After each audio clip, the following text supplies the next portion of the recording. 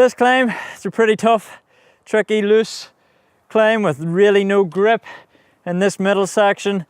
Up above here, we have a lot of big steps, roots, rocks. In this video, we're going to talk about the best ways to get up the steep, loose climbs, what gears to be in, where your weight should be, and how to get over it with ease. From up here, this climb doesn't look too steep, but we have 4 tricky sections to contend with. The corner with the tree, so you're carrying quite a lot of speed up into the first section, and we've got to make it around a tight corner. The second being the loose gravelly climb in the middle, which is really hard to carry momentum over. And the last 2 tricky parts come very close, one after the other. We have this root right in front of us, which is, it's hard to carry your momentum. It just wants to stop you dead. And directly after that, we go into another tricky rock step, which we have to get up. There's no real grip. Rocks are all over the place, lots of potential to catch your pedals on, and you've really got to carry the momentum over it. From this angle, you really get a good perspective of how steep the climb actually is. We're really lucky that the start of the climb has a nice gradual gradient to it, and then it really starts to kick up. This means that we can really carry as much speed into it as possible.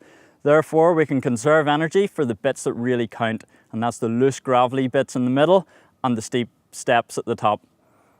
I try to get my legs spinning while I still have the momentum. This gets my gears changing and gives me a really smooth transition from those heavy gears that we needed to get down the fire road and carry the speed into the nice light gears that we need to spin and continue the climb.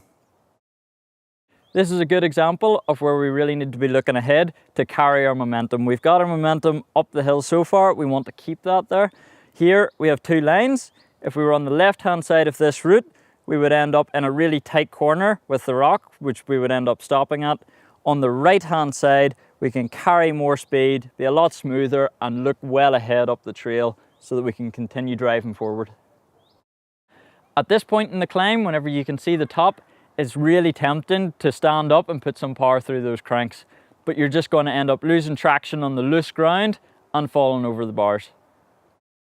So what I try to do is get the weight onto the seat. That gets a grip into the back wheel and has the tire really dig into the ground, but at the same time maintaining my weight over the front and being in a nice light gear so that I can keep my legs spinning the whole way up the climb. Okay, this is the hardest part of the climb, where we have the root step to come.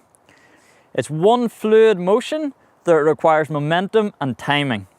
First, we've got to drive down hard on the pedals and get our weight off the handlebars. This will allow us to get the front wheel up onto the roots. We then got to move our weight forward and thrust the bike up onto the step to help that back wheel up and over the root. From here, we look ahead into the rocks, and it's the same process again. We want to carry our momentum, get our weight back, let the front wheel roll up onto the rocks, move forward and thrust that bike up on again, keeping those legs turning, keeping that bike gripping and driving up the hill.